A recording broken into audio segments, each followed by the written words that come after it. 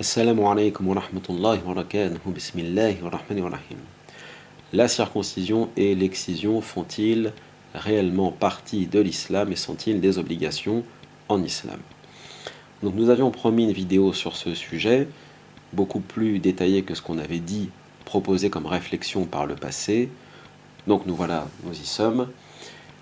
Nous allons dans un premier temps voir ce qu'il en est d'un point de vue des textes et de la jurisprudence, puis ce qu'en pensent certains penseurs, certains ulama, à travers l'histoire, et enfin l'analyse un peu plus scientifique, un peu plus rationaliste, un peu plus profane, un peu plus médicale, et on s'arrêtera là, Inch'Allah.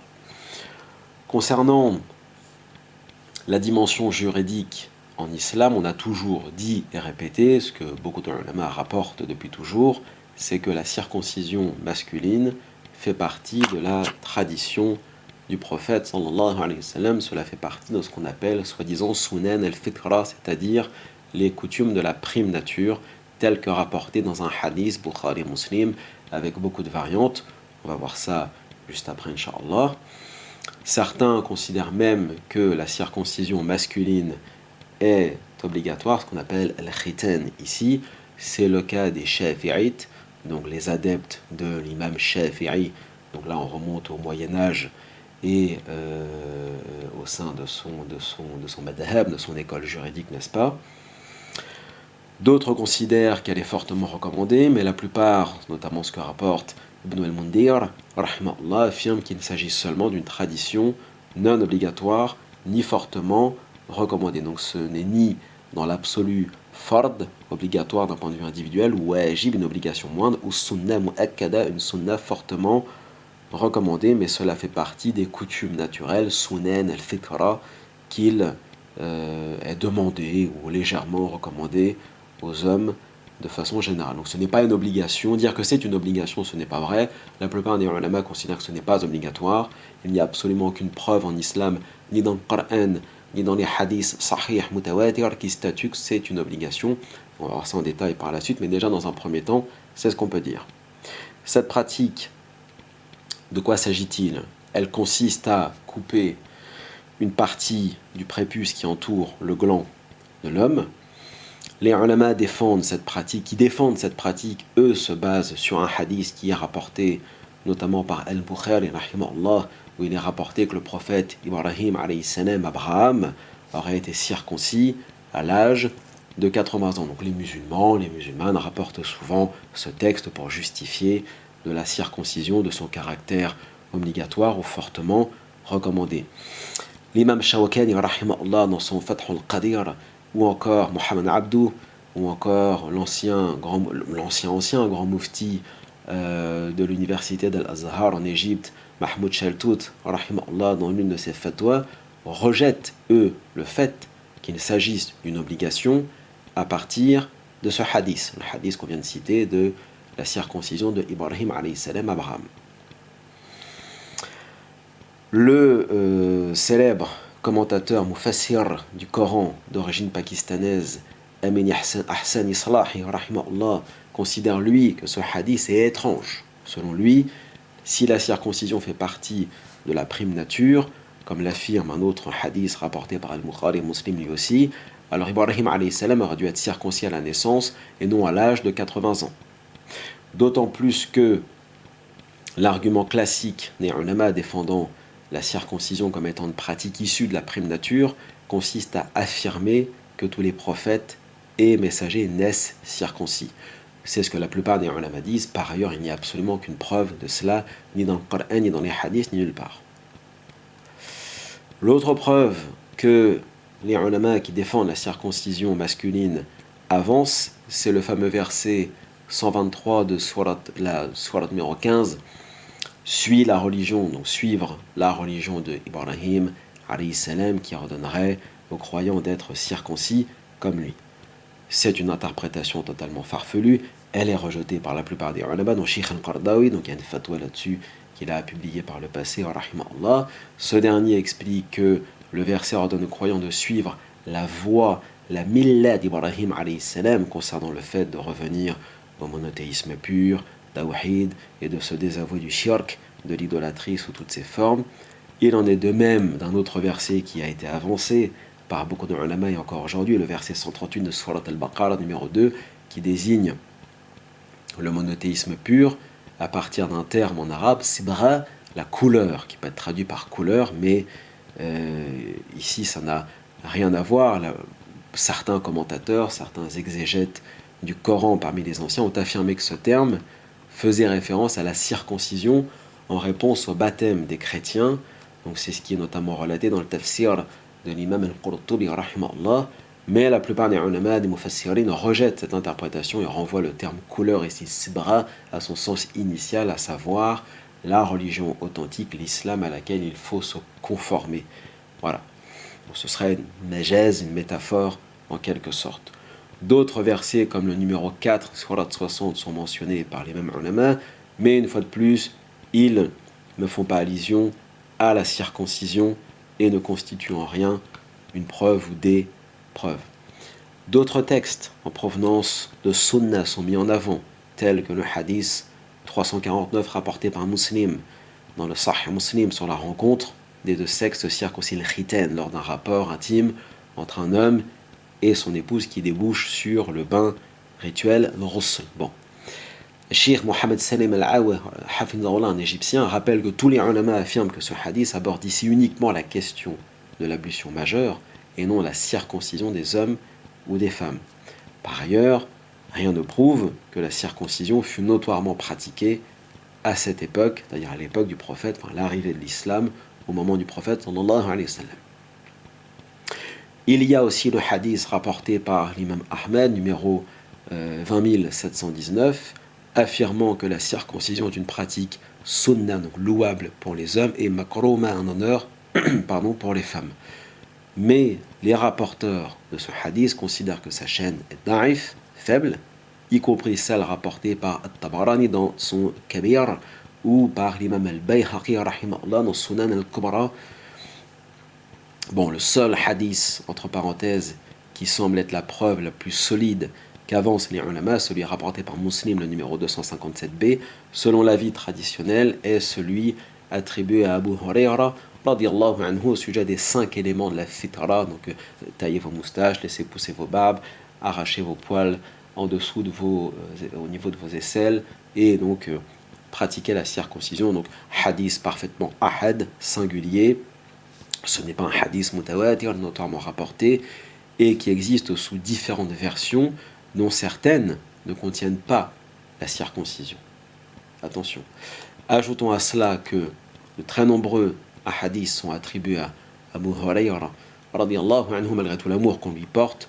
Beaucoup de ulama ont douté de l'authenticité de tout ce qui lui est attribué. On ne doute pas d'Abu Huraira en tant que tel, radiallahu anhu, mais de ce qui lui est attribué, parce que les chaînes sont parfois très longues et parfois assez douteuses. Cheikh Maoudoudi, rahimahullah, dans Tafahimat al-Qur'an, a douté de cela, mais il y a aussi d'autres. D'ailleurs, un orientaliste bien connu, Daniel Brown, a écrit un livre sur le hadith, The Thinking Tradition in Modern Islamic Thought, qui fait état de cela. Bon. Voilà ce qu'on peut dire de façon générale sur la circoncision masculine, sur les preuves ou pseudo-preuves rapportées par les fuqaha, par les juristes à travers l'histoire. Qu'en est-il de la circoncision féminine? Bon, d'abord, allons droit au but. La circoncision féminine ne fait pas partie de l'islam et encore moins ce qu'on appelle l'excision. L'excision n'est citée nulle part dans le Coran, tout comme la circoncision masculine par ailleurs, donc il n'est pas utile de reprendre les mêmes textes ou termes que nous avons utilisés juste avant pour la circoncision masculine, mais rappelons quand même au passage que pour la majorité des ulama orthodoxes qui valident la circoncision féminine comme étant une sunna, qu'il ne s'agit pas d'une excision comme pratiquée dans certaines coutumes dans tel ou tel pays, ici ou là, mais d'une réduction des grandes lèvres de l'appareil génital féminin et d'une partie de la peau qui recouvre le clitoris. Donc il s'appuie sur un hadith rapporté par Abu Daoud, rahimahullah, où le prophète sallallahu alayhi wa sallam aurait dit à une femme spécialisée dans la circoncision féminine de ne pas exagérer lors de sa pratique. Cependant, Abu Daoud, rahimahullah, considère son propre hadith comme étant faible, tout comme le cheikh contemporain d'origine indienne, Shams al-Haq Abadi, rahimahullah, Donc en résumé, il n'existe absolument aucun texte authentique, ni dans le Coran, ni dans le Sunna, ni nulle part, mentionnant clairement la circoncision féminine. Donc cette pratique, on peut la mettre à la poubelle d'emblée. Maintenant, nous allons voir un peu plus en détail les thèses défendues par, ou la thèse, ou les thèses et les preuves avancées par des prédicateurs ou ulama plus réformistes, on va dire. On va en citer quelques-uns, il y en a beaucoup d'autres, bien évidemment. Mais pour de plus en plus de penseurs, prédicateurs, savants dans le monde musulman, dans le monde arabe, en Asie, pardon, au Maghreb, en Afrique ou partout, la pratique de la circoncision est présentée comme étant contraire au Coran, à la révélation coranique, qui est claire, qui est pure, et qui est par ailleurs totalement muet sur cette pratique, ce qui est vrai. Bon. C'est le cas notamment d'un cheikh égyptien du nom de Tariq Nasr, qui considère qu'elle n'est pas un commandement divin, mais qu'elle est plutôt même carrément une pratique inspirée par le diable. Subhanallah. Donc il cite le verset pour sa part sur l'altération physique pour appuyer son avis. Donc vous connaissez le verset dans Surat An-Nisa, verset 119, où le diable dit, Iblis, certes je ne manquerai pas de les égarer, je leur donnerai de faux espoirs, je leur commanderai et ils fendront les oreilles aux bestiaux, je leur commanderai et ils altéreront la création d'Allah. Et quiconque prend le diable pour allié au lieu d'Allah sera certes voué à une perte évidente. Donc le verset ici rappelle comment Iblis et ses armées, ses légions tenteront de convaincre les humains de modifier leurs apparences physiques au cours de leur vie d'ici-bas. Le cheikh en profite, lui, pour moquer l'analogie que certains avancent, et il n'a pas de mal, comme quoi il n'y a pas justement de mal à couper son prépuce vu que l'on coupe bien ses ongles ou ses cheveux. Donc est-ce qu'un prépuce repousse n'est-il pas une partie des organes génitaux? Peut-on s'arracher la peau du crâne pour ne plus accomplir l'effort de se raccourcir ses cheveux? Donc voilà, des analogies complètement loufoques qui sont avancées par certains et qui sont totalement indéfendables. Un autre cheikh d'origine égyptienne encore, assez controversé pour le coup, mais peu importe, son ijtihad et sa réflexion, on peut la lire et on peut l'accepter ou non de toute manière. Mustafa Rachad affirme lui que le hadith qui mentionne les éléments de la fitra n'est pas sahih, il considère que sa chaîne est munqat et interrompue. Il rappelle au passage que la circoncision est présentée comme nocive pour les garçons et les filles par beaucoup d'instances dans le monde, ce qui est vrai. D'autres s'interrogent sur le fait que des hadiths interdisent formellement la pratique des tatouages, mais permettraient la circoncision. Comment une telle chose serait possible alors que cette dernière est bien plus dangereuse que les tatouages? D'autres rappellent aussi l'origine pharaonique, issue donc de l'ère de la jahiliya, de l'ignorance païenne d'avant l'islam, comme on le voit encore aujourd'hui en Afrique du Sud à travers le rite de ce qu'on appelle l'ukwaluka, si je prononce bien. Donc là, on est dans des pratiques qui perdurent dans des communautés païennes ou néo-païennes ou totalement païennes par ailleurs. D'autres citent des récits, des hadiths ou des athars, des traces des récits attribués à des sahaba, radiyallahu anhuma, notamment celui rapporté par l'imam Ahmed dans son Musnad, d'après où c'est Athman ibn al-As, radiyallahu anhu, qui a été invité à une circoncision. Comme il n'y allait pas, on lui reprocha. Il a répondu: au temps du prophète sallallahu alayhi wa sallam, nous ne pratiquions pas la circoncision et nous n'étions pas invités. Donc c'est un hadith rapporté par Ahmed dans son Musnad, rahimahullah. Certes, la chaîne de transmission, l'isnad de ce récit n'est pas sahih, mais le contenu nous interroge quand même. Et il y a aussi un autre récit qui pour le coup est considéré comme sahih par beaucoup de muhaddissin, ulama, etc. Lui est rapporté par Al-Bukhari, pas dans son sahih, mais dans Adab al-Mufrad, où Hassan al-Basri, rahimahullah, s'insurge contre l'émir de Bassora, Basra, qui aurait ordonné de circoncire de force des nouveaux convertis après les avoir examinés physiquement. L'un des hommes en question mourut par ailleurs à la suite de cette circoncision, pratiquée en période de grand froid. Alors, ce qui est intéressant, c'est la phrase de Hassan al-Basri ici qui commente l'événement en disant: des Romains des Persans et des Éthiopiens sont venus embrasser l'islam et le prophète sallallahu alayhi wa sallam, n'a à aucun moment demandé une telle chose à quelqu'un.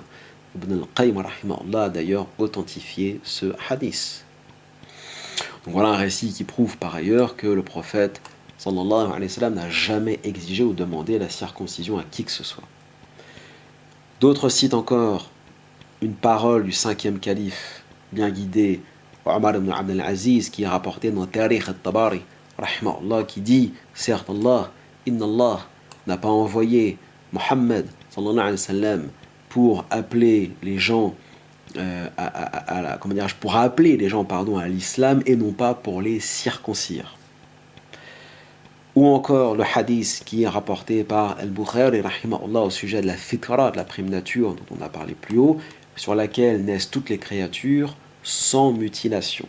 Hadith qui nous dit de la même façon qu'un animal donne naissance à un bébé parfaitement constitué, le voyez-vous mutilé? Point d'interrogation. Alors, niveau penseur et réformiste, pour ceux qui connaissent, Jamal al-Banna, le propre frère de Hassan al-Banna, bon, ils sont beaucoup différents l'un de l'autre, mais bon, enfin, après tout, ils étaient tous deux réformistes, rahimahullah. Donc, Jamal al-Banna, donc le frère du fondateur des frères musulmans, Hassan al-Banna, lui, totalement rejeté cette pratique. Il a écrit dans un de ses ouvrages sur justement une de ses brochures sur al-Khitan, sur la circoncision, il dit, le verset 95, 4, donc Surat al-Tin, لَقَدْ خَلَقْنَا الْإِنسَانَ فِي أَحْسَنِ تَقْوِيمٍ. Oui, nous avons créé l'homme dans sa forme la plus parfaite, réfute la prétention que la circoncision corrige une imperfection dans la nature humaine, car une telle prétention contredit le texte coranique. Il ajoute, Dieu a voulu que les hommes et les femmes soient dans la forme la plus parfaite. Je crois fermement qu'il est du droit des hommes et des femmes de vivre comme Dieu les a créés et que Dieu a fait chaque organe dans la forme la plus parfaite, y compris les organes sexuels de l'homme et de la femme. On peut également citer un juge libyen, c'était dans les années, je crois, 80 ou 90, du nom de Mustafa Kamal al-Mahdawi, rahimahullah, affirmant dans l'un de ses livres, Al-Bayan bil-Qur'an, que la circoncision de khitan est une coutume juive, étrangère à l'islam, dit-il. Il appuie ses dires à l'aide du verset 191, Surat Ali Imran, notre Seigneur, tu n'as pas créé tout, la création en vain. Pour s'être exprimé ainsi, il a été menacé, accusé d'apostasie, on l'a traîné devant les tribunaux, etc. Puis in fine, il a gagné tous ses procès. Alhamdulillah. Bon. Les procès en sorcellerie.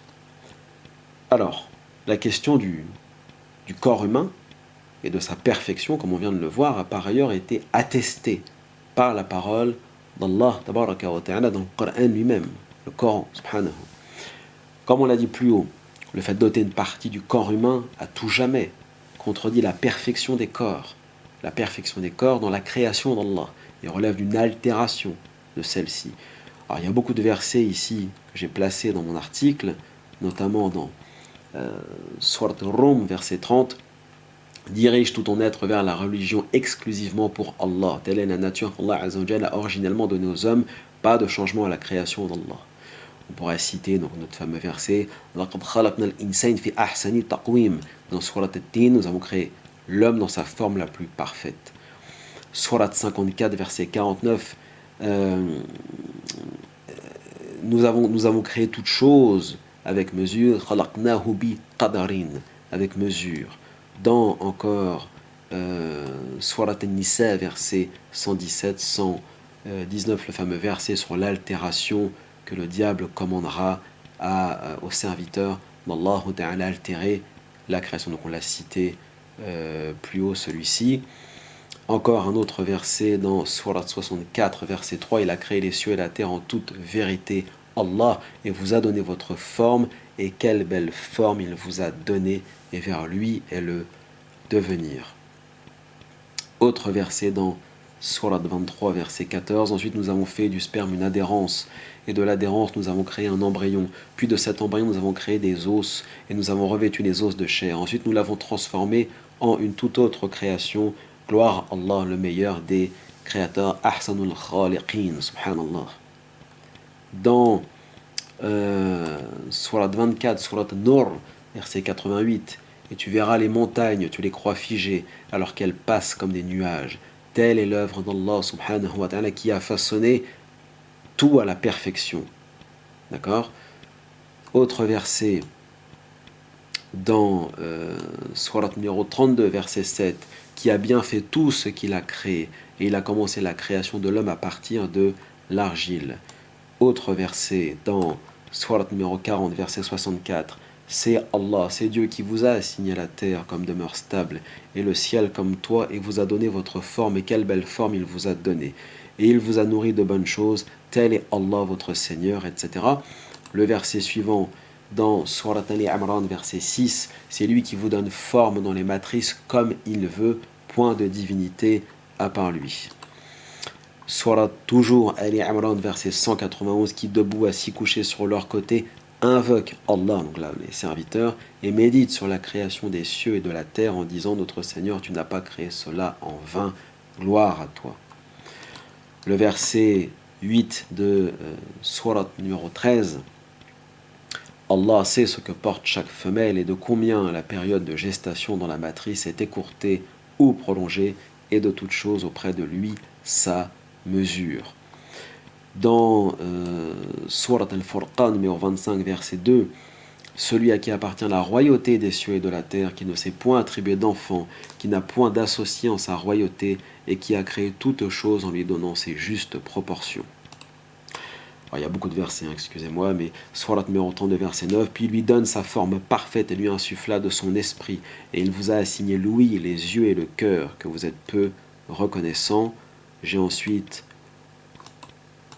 encore quelques versets, on va en citer encore quelques-uns, dans Surat Sad numéro 27, nous n'avons pas créé le ciel et la terre et ce qui existe entre eux en vain.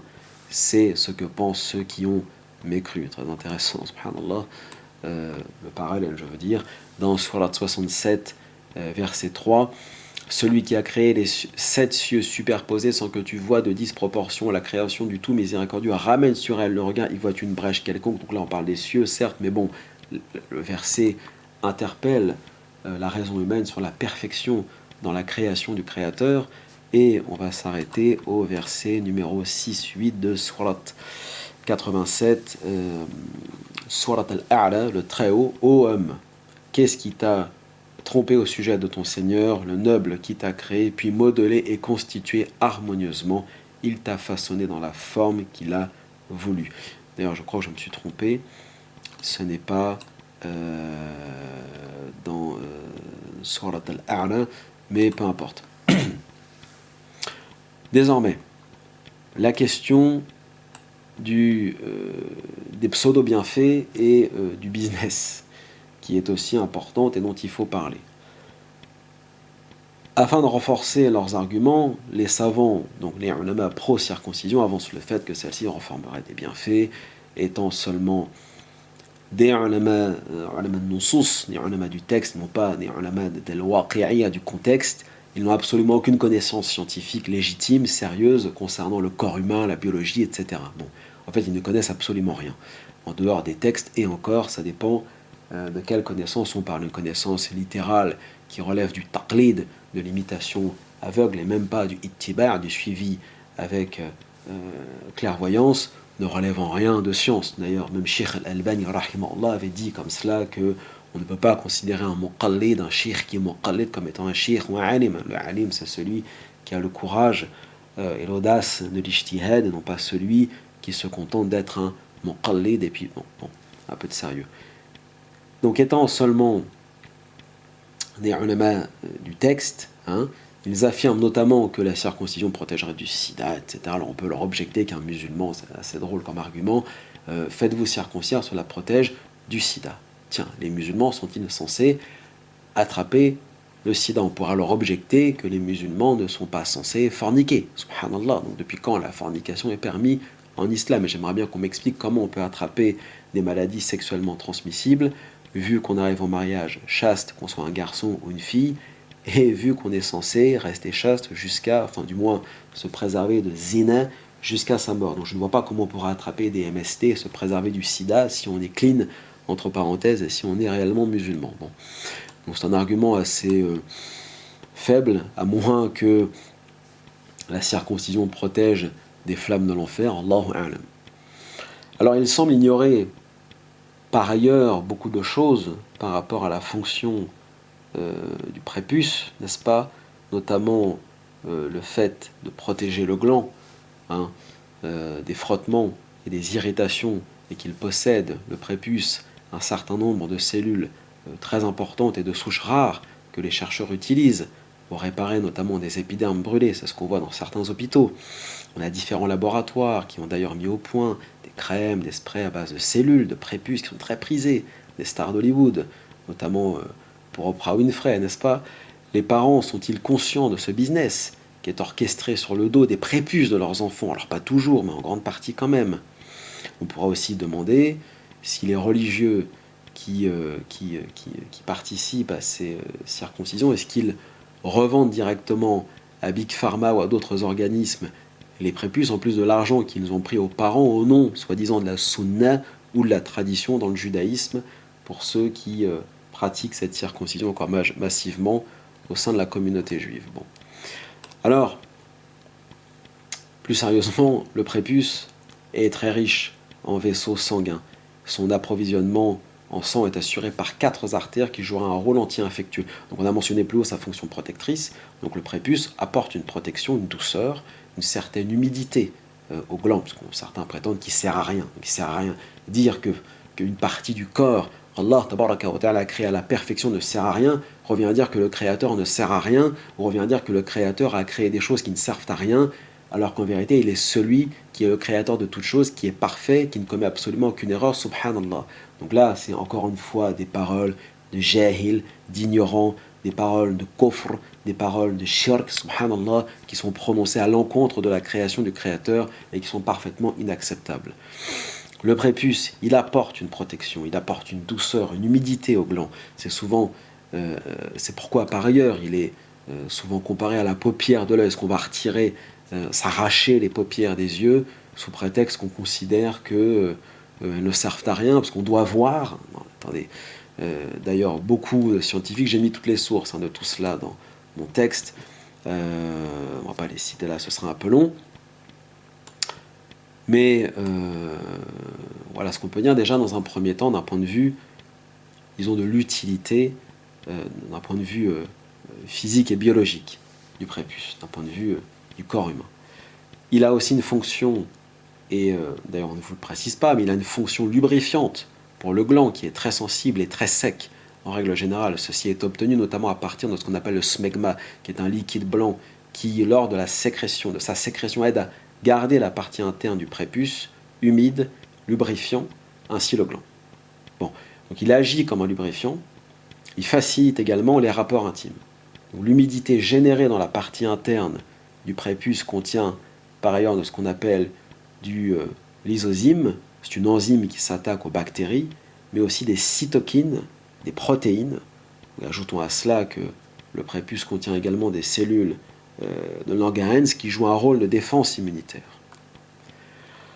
En 2007, c'est le docteur De White qui affirme que les cellules de Langerhans du prépuce produisent une substance appelée langerine ou langerine, je ne sais pas comment on prononce, qui serait une barrière naturelle à l'infection par le VIH, ce qui par ailleurs contredit les affirmations comme quoi la circoncision protégerait du VIH. Rappelons qu'il n'existe à l'heure actuelle absolument aucune analyse réelle, détaillée et profonde sur le fait que la circoncision protège des maladies sexuellement transmissibles, en dehors des pseudo-médecins et des pseudo-spécialistes qui rapportent ici ou là une demi-analyse ou une demi-preuve, ou alors la grande spécialité de ces gens-là, c'est de dire que la moitié d'une preuve plus la moitié d'une preuve égale une preuve. Ok. Donc tous les ulama relayent ça dans le monde musulman, comme il relaye encore 3000 ans après le fait que les protocoles des sages de science seraient authentiques. Ce sont des guignols, ils ne connaissent absolument rien, ni de la science, ni de la littérature. Ce sont des fake news et des fables, mais ils le relayent quand même. Bon. Toutes les sources sont, encore une fois, dans mon texte. Je ne vais pas les citer ici, ce sera un peu long et un peu fastidieux. Le prépuce est par ailleurs considéré par la plupart des scientifiques comme étant une zone très érogène, tout comme le son, la vulve, le pénis ou encore le clitoris. D'ailleurs, plusieurs scientifiques affirment que le prépuce est l'unité sensorielle principale du pénis. C'est ce que relate notamment McGrath dans un entretien vidéo en 2010 par James Loven. Concernant la sexualité, le mécanisme, disons, comme disent les scientifiques, d'enroulement, coulissement ou de décalotage du prépuce apporte beaucoup de sensations et de douceur à l'homme. Donc en dehors de sa fonction lubrifiante lors des rapports, y compris préliminaires, masturbation, etc., masturbation, je précise, de l'épouse sur son époux, il protège également le gland des frottements qui sont relativement douloureux étant donné sa grande sécheresse. Combien d'hommes circoncis, par ailleurs, ont pu se rendre compte, moi je connais plein de frères qui m'en ont déjà parlé, qui ont déjà abordé cette problématique, on peut se rendre compte à quel point le gland est extrêmement sensible en l'absence d'humidité naturelle. Je précise bien naturelle, c'est-à-dire produite par l'appareil génital masculin. Donc là, en l'occurrence, par directement ou indirectement le prépuce. Donc en l'absence de prépuce se développe par ailleurs un processus de kératinisation de la muqueuse du gland. Donc ce dernier s'assèche de plus en plus au fur et à mesure du temps et finit par devenir rugueux. Lors de la pénétration dans les rapports intimes entre un homme et son épouse, le prépuce facilite, comme le rappellent beaucoup de scientifiques et de médecins par ailleurs, l'entrée du gland à l'intérieur du vagin. Et il se déplie au fur et à mesure que le pénis avance. Le mécanisme, comme on a cité plus haut, d'enroulement, coulissement du prépuce stimule les récepteurs sensoriels du pénis. On a une citation qui est intéressante ici du Dr. Reiter qui décrit avec précision la sensation que reçoit un homme lors du coït avec son épouse. Il dit « La réponse psychique et physiologique de l'homme à cette unité cyclique de stimulation du pénis est extrêmement intense et agréable. Si sa partenaire participe à cette manœuvre, le plaisir est incommensurablement accru. »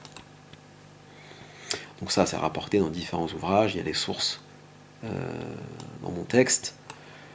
Par ailleurs, on a plusieurs études qui ont démontré que les femmes affirment avoir moins de possibilités de parvenir à l'orgasme avec un partenaire circoncis ou encore de ressentir des douleurs pendant l'acte, notamment en raison de la sécheresse vaginale due à l'absence de prépuce. Donc je précise ici qu'il n'est pas question d'accabler les frères qui ont été circoncis à la naissance ou pas du tout, mais voilà, on rapporte un petit peu toutes les preuves ou travaux, on va dire, scientifiques sur la question d'un point de vue physique et biologique, puisque on a toujours la même réponse. La circoncision protège du sida. Ah bon, les musulmans sont censés attraper le sida. Ils arrivent vierges ou chastes au mariage, comment ferait-il pour attraper le sida? Enfin, c'est quand même incroyable. C'est les arguments les plus stupides qu'on a jamais entendus de notre vie, comme j'ai entendu une fois un cheikh dire, voilà, on taille bien sa barbe, donc on peut bien tailler son... Enfin, subhanallah. Je n'ai jamais vu un tel niveau de bêtise dans cette communauté depuis l'avènement du wahhabisme et du reste. Enfin, plusieurs études ont aussi démontré que les hommes circoncis tardivement, là je parle de ceux qui ont été circoncis, parce que j'ai connu aussi des frères de 35 ou 40 ans qui parfois viennent me voir et me disent « Mon frère, est-ce que je dois me faire circoncire ?» Je reste toujours très étonné de cela, alors que même les ulama les plus traditionnalistes, wahhabites, sunnites orthodoxes ou chiites orthodoxes, etc., disent non, mais vous êtes devenu musulman là, vous n'êtes pas né au sein d'une famille musulmane, vous n'avez pas à pratiquer la circoncision, mais ils posent la question quand même. Les frères sont sincères, ils veulent bien faire, ils pensent que ça fait partie de l'islam, que c'est obligatoire, etc., mais ils se trompent complètement, bien évidemment. Donc je disais, plusieurs études qui ont par ailleurs démontré que les hommes circoncis tardivement ont observé une réelle insatisfaction entre leur vie sexuelle avant, avec leur épouse, et après leur circoncision. Là aussi, j'ai mis toutes les références dans l'article. Rappelons au passage qu'il existe de nombreuses, parfois, ça arrive souvent, complications à la suite d'une circoncision ratée. Ça existe. D'ailleurs, il y a plein de témoignages sur Internet. Bon, pour plus de détails, ici je ne suis pas médecin ni spécialiste, je me suis basé sur un site internet que je trouve pas mal et assez bien fait de ce point de vue-là. Je vous conseille d'aller sur le site droitaucorps.com. C'est pas un site islamophobe. Après, toujours pareil, une preuve, c'est une preuve, un texte scientifique, on peut le réfuter, on peut réfuter bien tout ce qu'on veut, mais en tout cas, ce qu'on ne peut pas réfuter, c'est un Coran, et je défie quiconque je défie quiconque, subhanallah, de me rapporter un verset, un demi-verset, une virgule du Coran qui parle d'al-khitan, de la circoncision, et qui nous expliquerait que ça fait partie de l'islam, que ça fait partie des fondements ou des finalités ou des obligations claires de l'islam. Vous n'en trouverez absolument aucun. Voilà. Bon. Enfin, pour conclure, après avoir cité toutes ces preuves et tous ces différents raisonnements, bon, chacun est libre de suivre ce qu'il souhaite. En attendant, moi je ne vais pas m'attarder ici, je dirais que cet acte pour moi, ce n'est pas le sujet de savoir si la circoncision est une obligation ou est-ce que c'est juste une sunna. Pour moi c'est clair, c'est interdit, c'est une interdiction. Pour moi cet acte-là, je le vois personnellement comme une insulte envers le Créateur et la perfection dans sa création et la souveraineté du Créateur sur les corps de ses propres créatures. Qui sommes-nous pour ôter une partie de nos corps? Qui sommes-nous pour mutiler les corps qui sont des dépôts que Allah Ta'ala nous a confiés? Il nous confie un corps et nous on le mutile sur la base d'un hadith rapporté par Abu Huraira. Bon, qu'est-ce qu'ils valent ces hadiths? Ils sont ahad tous. Et puis c'est pas le Coran, encore une fois, la législation c'est le Coran, c'est pas les hadiths. Et dire que sunnah est une révélation inspirée, mais c'est faux de dire ça. Il n'y a absolument aucun cheikh, aucun alim dans l'histoire de l'islam qui a dit que sunnah, enfin d'ailleurs sunnah n'est pas hadith. Déjà il faudrait redéfinir les termes, on fera ça Inch'Allah dans une autre vidéo, mais sunnah n'est pas une révélation inspirée. La sunnah c'est une chose, hadith ça en est une autre. La seule révélation qu'a reçu le prophète sallallahu alayhi wa sallam, c'est le Coran. Quant aux seuls hadiths qui sont acceptables réellement, notamment en termes de i'tiqad ou de fiqh, c'est les ahadiths sahih, premièrement, et mutawatir, notamment rapportés. Ils sont une poignée, on le sait très bien. Le cheikh Mohammed Abdou, rahmahullah, et d'autres l'ont clairement démontré. Donc, on n'a pas le droit d'ôter une partie du corps humain. C'est contraire à la création, contraire au tawhid, contraire à la sharia d'Allah, plus que tous les délires autour de sunan al-fitra qui veulent absolument rien dire. Il n'y a pas de sunan al-fitra dans le Coran. La seule fitra, c'est celle du tawhid et de la pureté dans la création d'Allah Ta'ala. Il nous a créés, nous les êtres humains, dans nos formes, dans une forme qui est la plus parfaite qui soit, comme il est relaté dans Surat al-Tin. Et par ailleurs, il n'a rien mentionné de tel dans son livre. Donc il est temps d'abandonner cette pratique qui nous rappelle les traditions païennes. Pour moi, c'est une pratique clairement judéo-pagano-chrétienne ou pagano-judéo-chrétienne dans l'ordre, n'est-ce pas, qui continue de perdurer à notre époque, malheureusement. Le Coran al-Karim a été révélé au prophète sallallahu alayhi wa sallam pour mettre un terme à ce genre de pratique jahilite et pour réformer l'humanité, pour la ramener vers un tawhid pur qui n'a rien à voir avec tous les délires pagano-judéo-chrétiens qui relèvent de fables ou d'affabulation, de mythes et de pratiques qui relèvent de la barbarie. Coran Karim le vrai, il faut libérer des mauvaises interprétations, des hadiths faibles, des israéliyettes. Il faut totalement déjudaïser, déchristianiser et dépaganiser le Coran et l'islam sur ce sujet et sur d'autres. Encore une fois, donc il faut revenir à l'essence tawhidi de l'islam. Wallahu a'lam. Barakallahu fikum. Assalamu alaikum wa rahmatullah wa barakatuh.